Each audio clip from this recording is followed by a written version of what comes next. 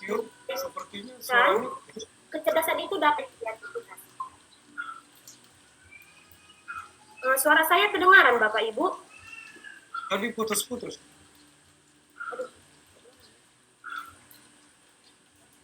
Terputus, Ini udah kedengaran. terputus-putus. Putus ketika kamu ngomong. Silakan. Oke, baik lanjut. Nah, jadi Howard Gardner itu menemukan ada 9 jenis kecerdasan yang muncul.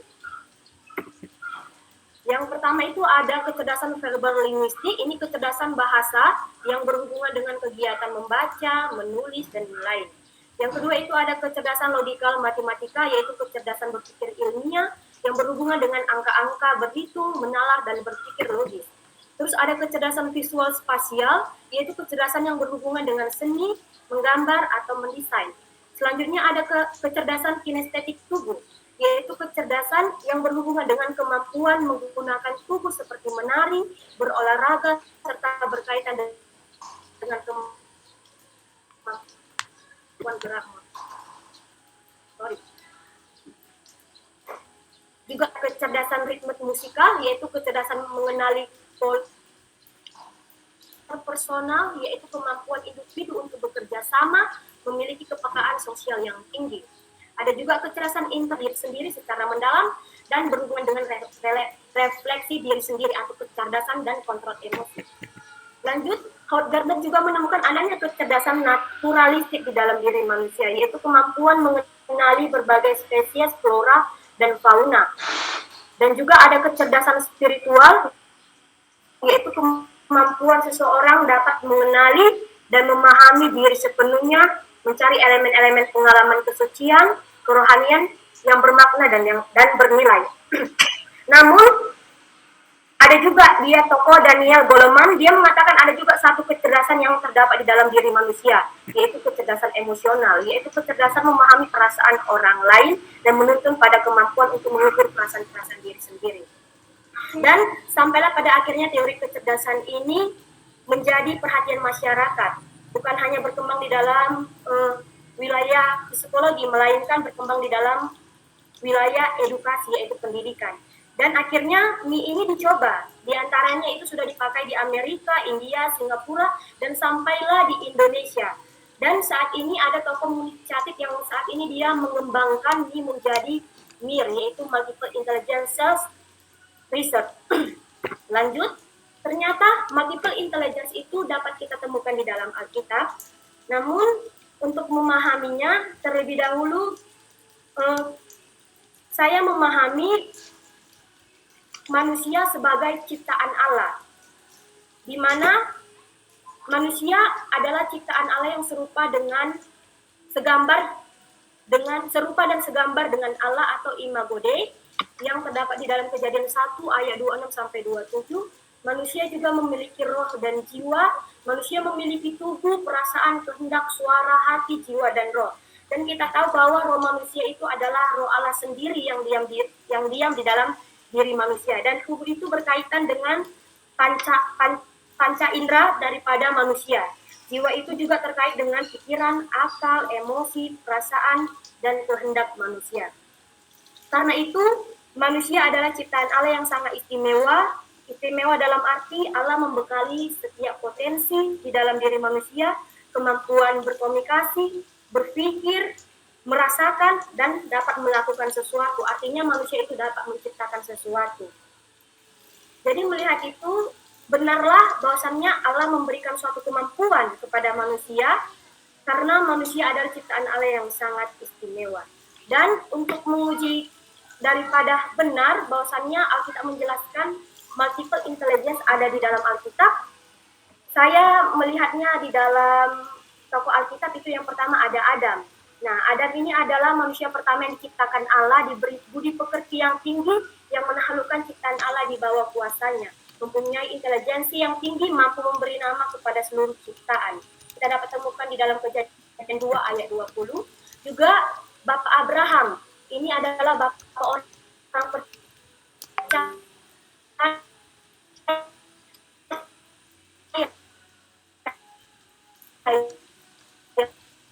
Putus-putus ya suara.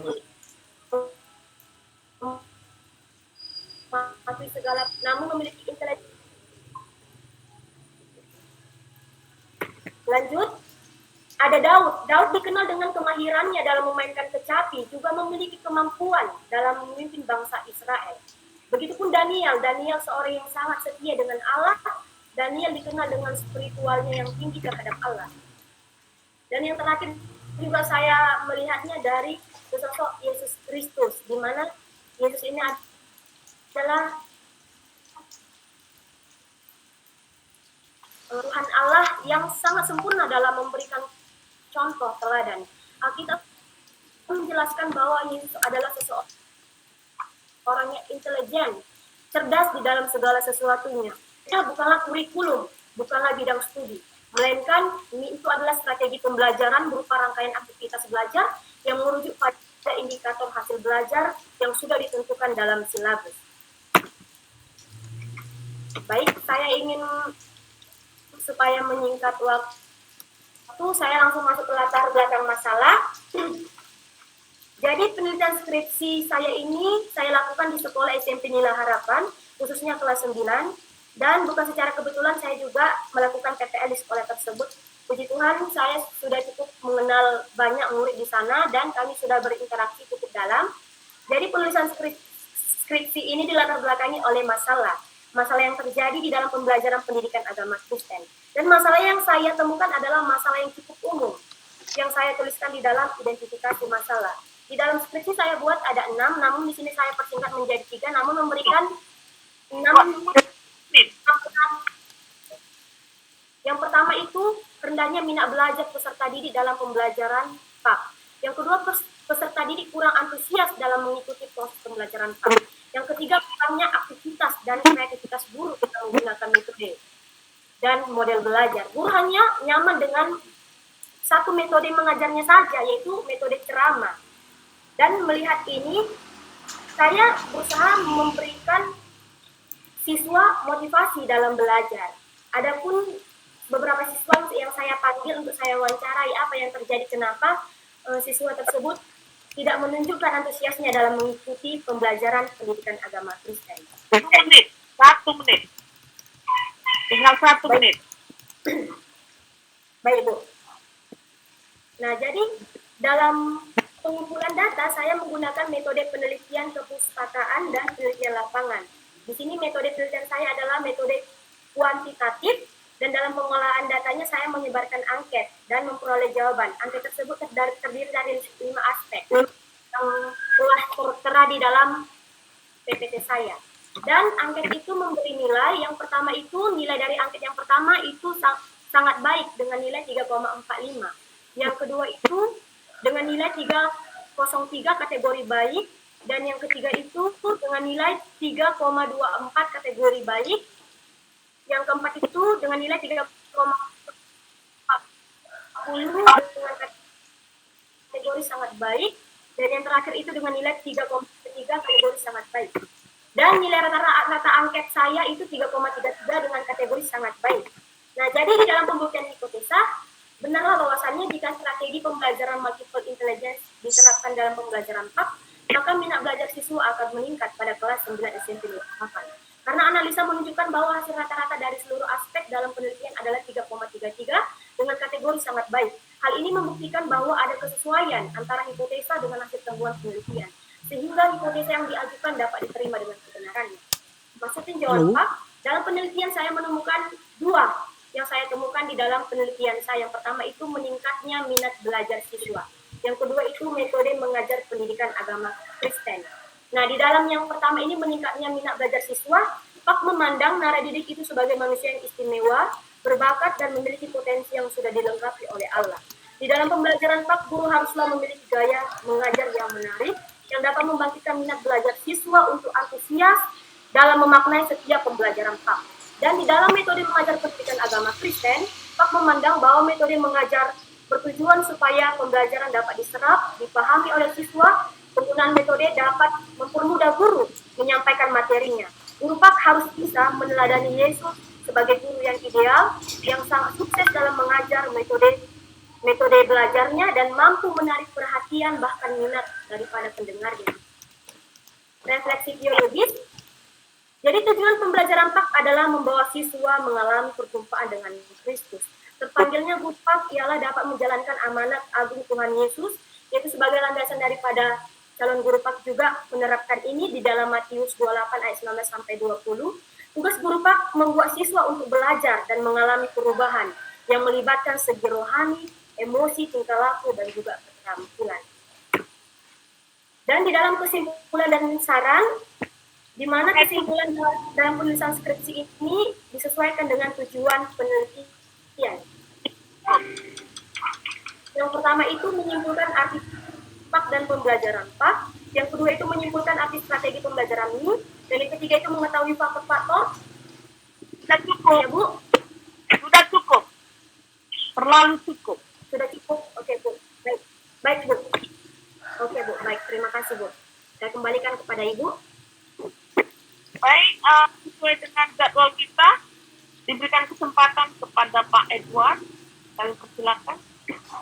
Baik, terima kasih kepada Ibu Tio, ya, terima kasih kepada Ibu Putri, ya, sudah menjelaskan apa itu multiple intelligences atau MI, ya. Jadi sangat bagus kan ketika ada istilah-istilah penting itu bisa kamu ringkas. Nah, ketika kamu ringkas pun ada yang khas di multiple intelligences disingkat dengan MI kan. Ini sangat bagus itu dalam teknik penulisan masalah kreativitas. Ya, kemudian dalam judulmu di samping utama itu, kalau boleh panjangkanlah itu pakai, jangan langsung disingkat.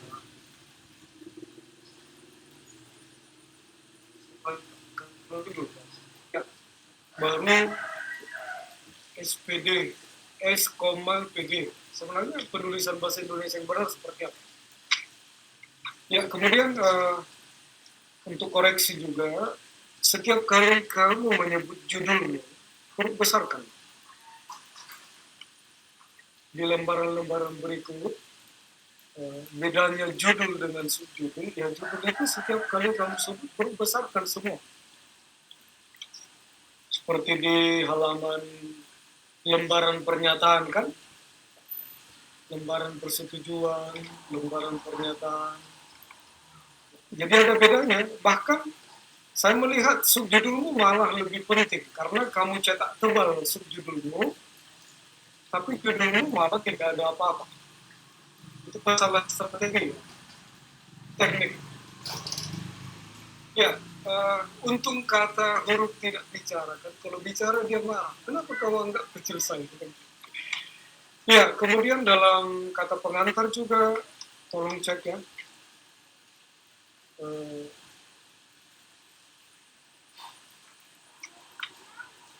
Menuliskan munte pakai H atau biasa saja? Pertemuan munte he. Oke. Ya, cek aja maksud saya. Ya, biar jangan ada apa kan?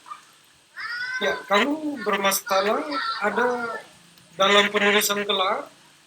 Ya, sepertinya ada bermasalah dengan spasi ya. Lalu penulisan gelar itu biasanya ada spasi kan, setelah titik ada spasi. Baru penulisan nama setelah si spasi. Ini sekarang penulisan perangin-angin Ya, ada spasinya, penulisan perangin-angin. iya. Perangin, spasi, angin. Oh, karena ketika saya belajar guru panggung ketika jadi bisa dipisah bukan. Biasanya itu yang dipakai di karo selalu Ya, ada masalah abstrak. ada spasi. Ya, ketika saya belajar aksara Batak, memang kita nggak ada tanda-tanda baca. Tidak ada tanda sambung dalam aksara Batak kita. Ya. Hampir semua Batak sama. Jadi memang dalam Toba tidak ada kata sambung. Ya. Memang orang membuat sambung memang. Ya. Sambung. Dipengaruhi bahasa Indonesia. Karena bahasa daerah kita terjajah kan. Hampir hilang. Ya. Ya, baik. Kita yang Dalam abstrak halaman 4 Romawi,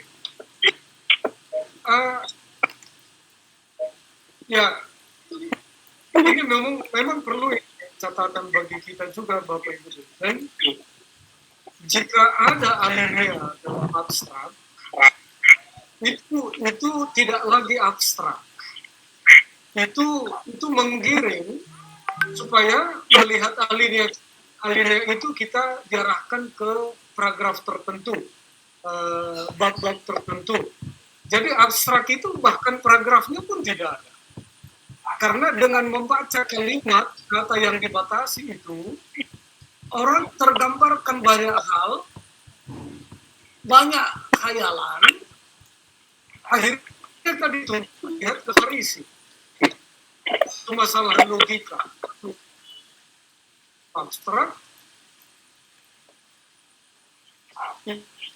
apa dan mengapa disusul dengan, karena abstrak itu menstimulasi, merangsang orang yang melihat judul dan membaca abstrak dan mereka ingin tahu apa isinya. Jadi kalau ada paragraf seperti ini bukan abstrak lagi. Jadi abstrak itu adalah abstrak bahasanya acak, tetap ada sistem ya, penyusunan dari penjelasannya. Jadi itu yang mungkin perlu juga nih kesepahaman Bapak Ibu dosen ya, tentang abstrak. Nah, kemudian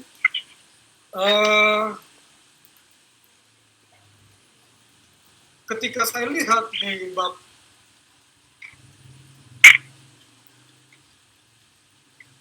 sebentarnya saat ini saja, ketika saya lihat di halaman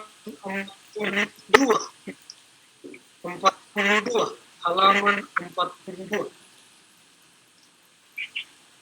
di sana kamu membuat underline, kamu garis bawahi poin 22181. Hati-hati dengan garis bawah. Tidak diperbolehkan menulis karya ilmiah dengan garis bawah. Sementara di daftar isimu, kamu tidak membuat garis bawah, kan? Jadi garis bawah itu ada hukumnya, kan? Mengapa di garis bawahi? Dan biasanya kalau di garis bawahi, saya akan jelaskan di catatan kaki mengapa itu garis bawah. Ini tidak tahu apakah ini salah ketik, salah klik, dan lupa memperbaikinya, kan? Jadi hilangkanlah garis bawah halaman 42 dan 43 ya.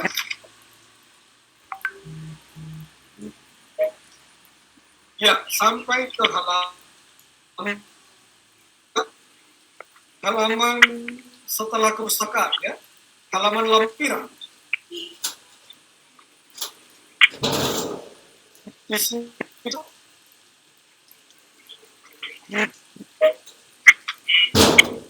ya, halaman lampiran setelah halaman 98. Ya, itu isu saya yang batasnya kepustakaan dengan lampiran, halaman kosong, lampiran, dan isi lampiran.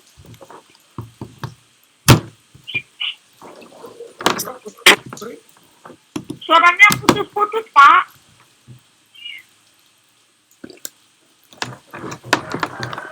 Ya, memang agak sinyal kita kurang bagus. Ya, Putri bisa menangkap Desi bisa dengar ya, Des? Bisa, Pak. Ya. Jadi maksud saya, biar lampiran ini ada batasnya dengan kepustakaan, sangat bagus sebelum isi lampirannya itu ada judulnya di sini lampiran, dan apa-apa saja isi lampiran itu ya klasifikasikan di sana. Ya. Ya, ada lampiranmu ada 38 halaman. Ya. Jadi seandainya saya menulis ini, lampiran ini akan saya halamani juga. Ketika saya menjelaskan yang ada hubungannya dengan lampiran, maka saya bisa mengidentifikasi di halaman sekian, di halaman lampiran. Jadi itu masalah kompleks. Baik, terima kasih. Multiple intelligences, ya, MI. Ketika kamu menyusun RPP, ya, ada berapa minggu kamu mempraktekkan multiple intelligences ini dalam Pak? Silakan.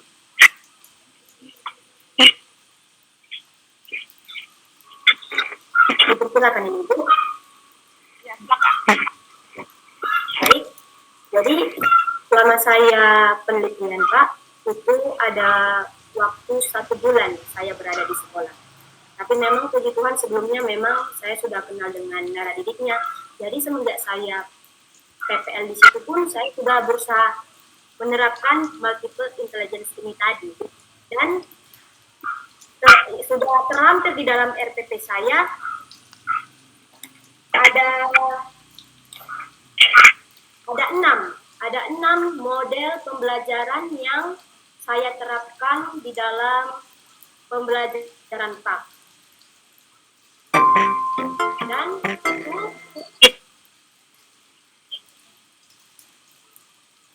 puji Tuhan, narasi itu Sepertinya Putri bermasalah dengan sinyal. Iya. Cuaca mungkin. mereka Putri, bolehkah kamu sedikit perbaiki posisimu, Putri? tepat Karena bukan sinyal karena kamu, Putri, sinyalmu tidak stabil. Bolehkah kamu agak perbaiki posisi kamu di ruangan itu? iya, Pak.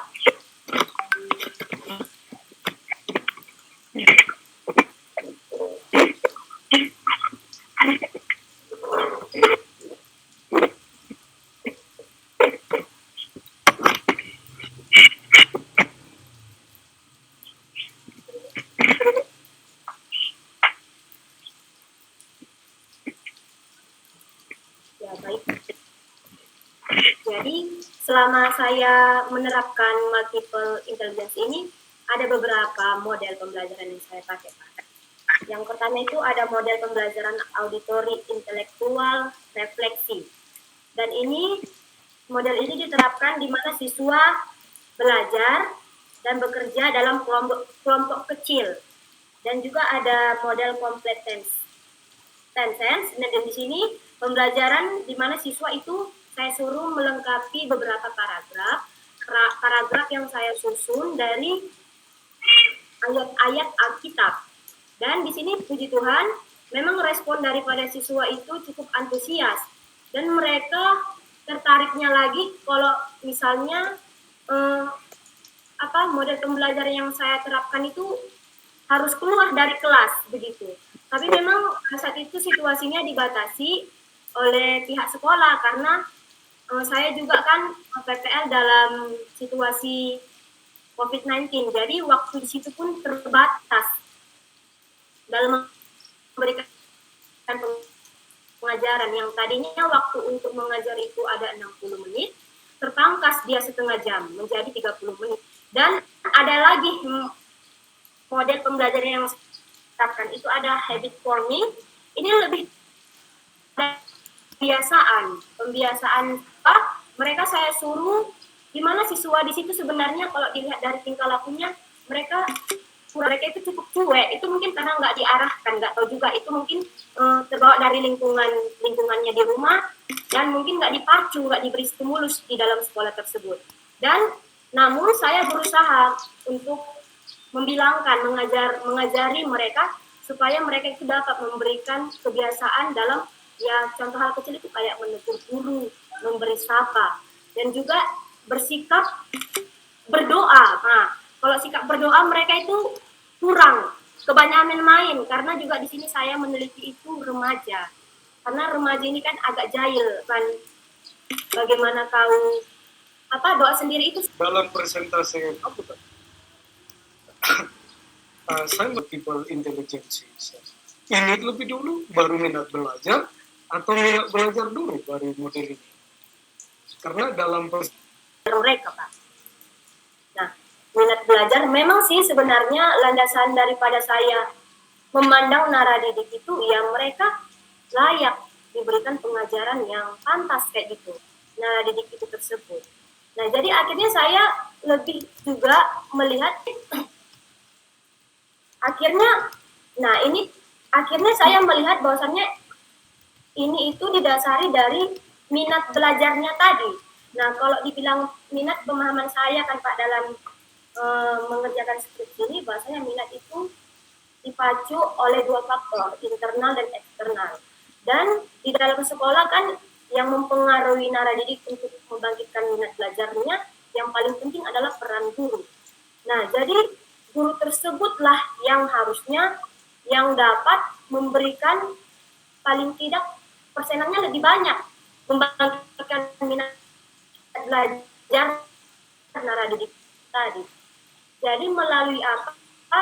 Tentu pastinya dia sumbangkan di dalam dia mengajar. Dia mengajar berarti di sini saya mengambil kesimpulan harusnya menciptakan pembelajaran yang menyenangkan. Nah, yang menyenangkan dalam arti nggak menghilangkan, lebih kepada memilih solusinya adalah menerapkan strategi multiple intelligence tadi. Karena multiple intelligence ini dia enggak berpacu pada satu model pembelajaran, melainkan dia mengemas banyaknya model pembelajaran. Nah, kalau udah diterapkan, atau bagaimana kamu menjelaskan di level manakah cara minat belajar siswa selama ini, dan setelah dengan multiple intelligence ini maka minatnya bisa dikatakan makin meningkat. Bagaimana Putri bisa menjelaskan itu setelah penelitian ini? Silakan.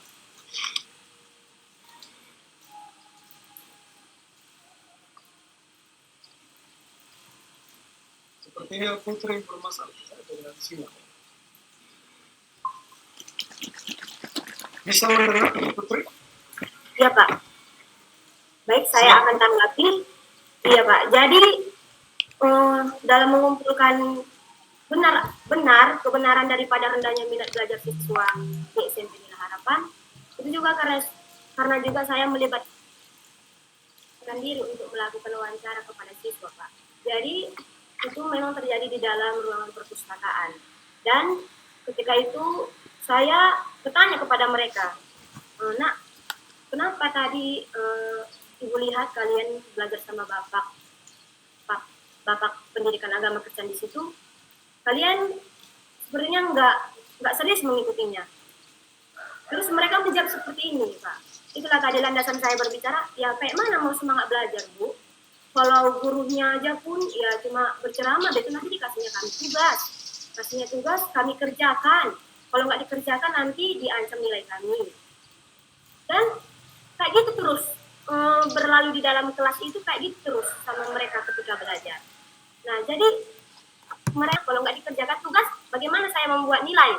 Nah, itu kata guru agama itu yang disampaikan naradidik sama saya. Nah, jadi saya pun ya memang kan kalau itu tugas dikasih guru nggak mungkin nggak dikerjakan. Jadi gitu Pak. Jadi kayaknya di dalam kelas itu terlalu statis, diam. Nah, dan baik. Enggak. Karena itu kamu sebutkan di wawancara ini. Berapa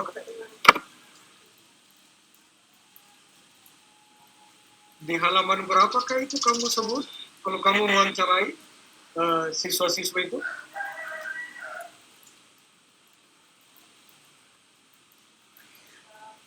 TPM, latar belakang masalah saya. Nomor 9, catatan kaki nomor 9, Pak.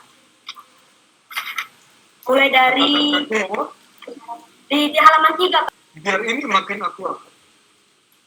Yang kamu sebenarnya harus mengikuti apa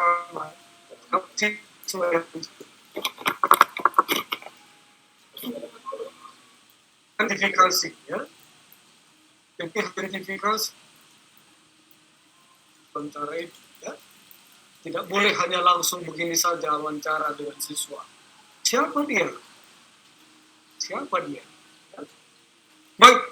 Coba dulu suara ya. Apakah sudah kedengaran? Halo?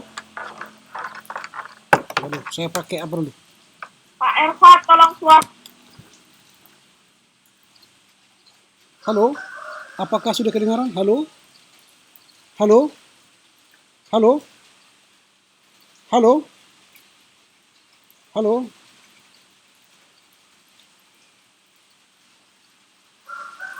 Halo? Tes? Tes? Tes? Halo? Halo? Halo? Halo? Halo? Nggak bisa juga. Saya coba dulu ya, saya coba dulu.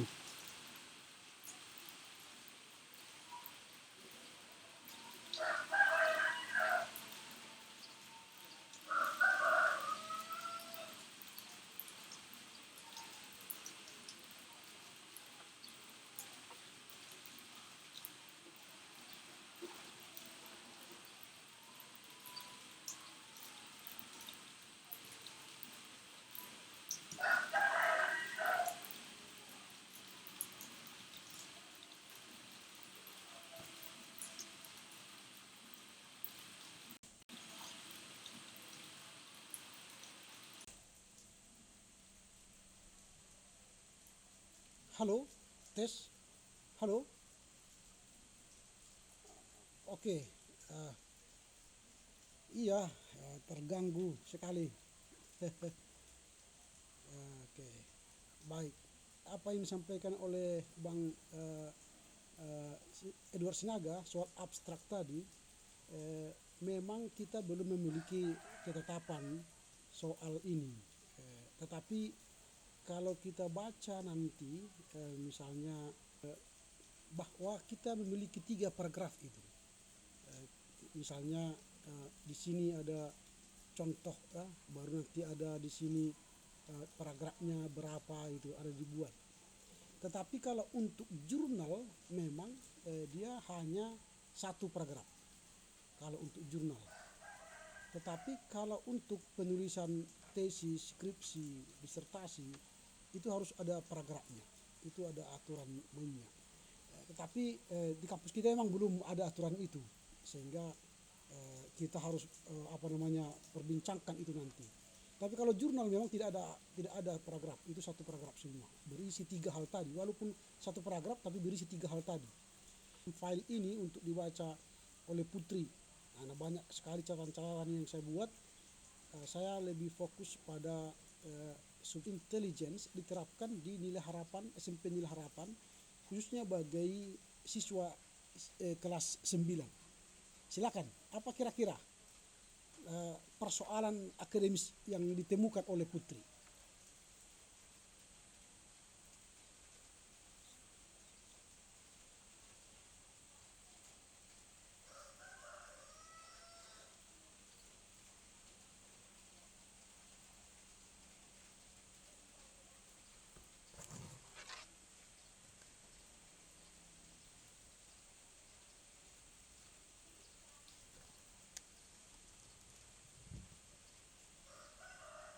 Kedengaran.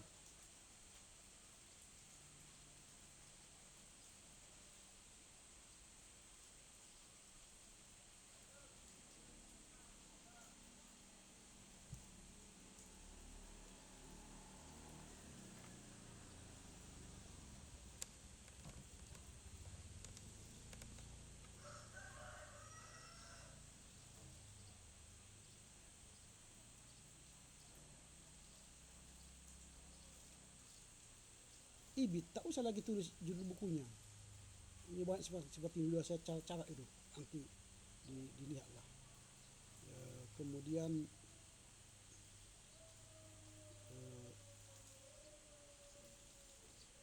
ini penting. Di sini Kristianto Lilik Paulus, bukunya sama, prinsip praktik agama Kristen. Di sini namanya berubah menjadi Paulus Lilik Kristianto. Apakah ini beda orangnya atau sama orangnya? Ini kan Kristianto Lilik Paulus, dan ini di sini berubah nama dia menjadi Paulus Lilik Kristianto. Bukunya sama. Nah, jadi nanti ini diperiksa ya, karena sancaran kaki. Nah, kita masuk kepada metodologi. Oh, ini lagi, ini penting. Dalam sebuah karya ilmiah tidak boleh blogspot. Blogspot, WordPress, Wikipedia itu tidak bisa dijadikan sebagai sumber karya ilmiah. Itu nanti dicabut lah ya. Nah, ini catatan saya banyak sekali begini yang kau tulis nanti di bawah ini ya. Secara umum misalnya ini pembelajaran pendidikan agama Kristen di SMP. Nah, tidak di SMP nilai ya, SMP secara umum. Kemudian nanti di bawah juga ini peserta didik di SMP. Nah, jadi umum. Padahal kamu meneliti di SMP Nila Harapan. Nah itu. Jadi nanti apakah ini menjadi hanya umum dulu, kemudian catatan-catatan lain yang perlu, ini kan sudah bab 2, nanti ada pengertian, ini kan sebenarnya pengertian bab 2, tapi nanti di bab 3 juga muncul pengertian-pengertian, bahkan sampai ke bab 4 pengertian-pengertian. Biasanya memang pengertian-pengertian itu dikumpul hanya di bab 2.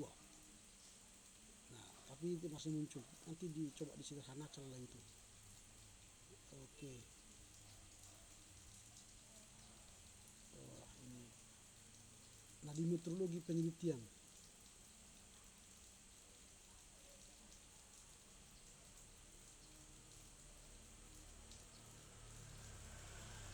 Mana catatan saya ini?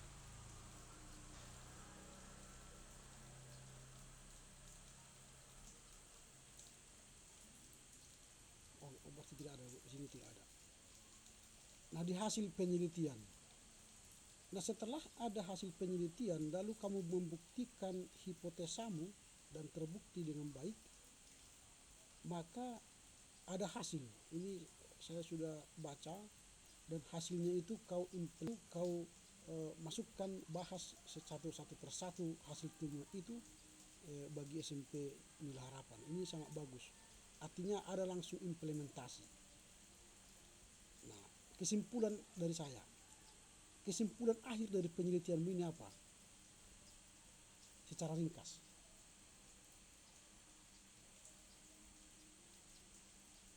Kesimpulan akhirnya apa?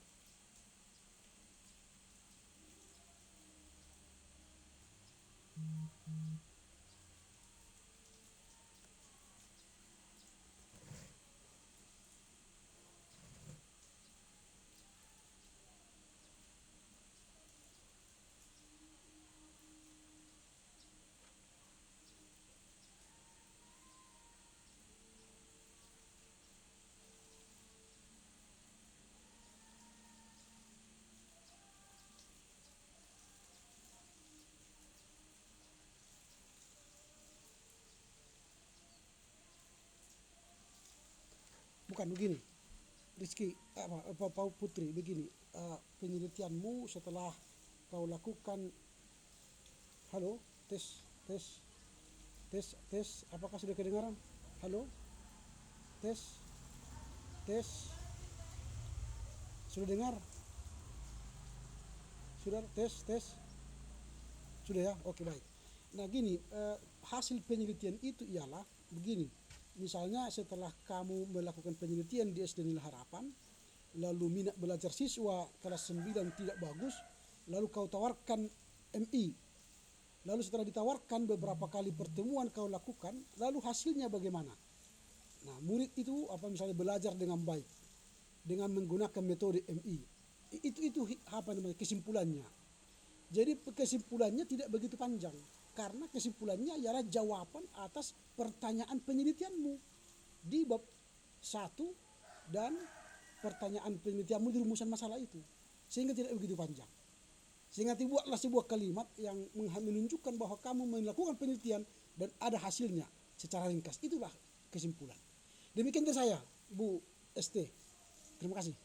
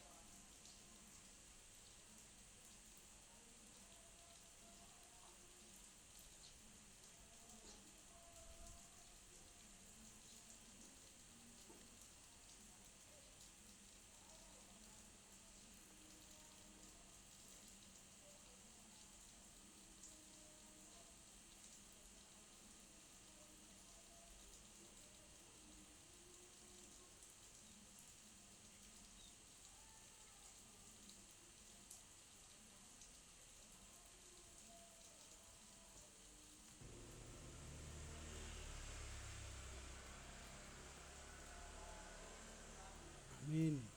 Oke, bujur, Joshua, Horas. Selamat.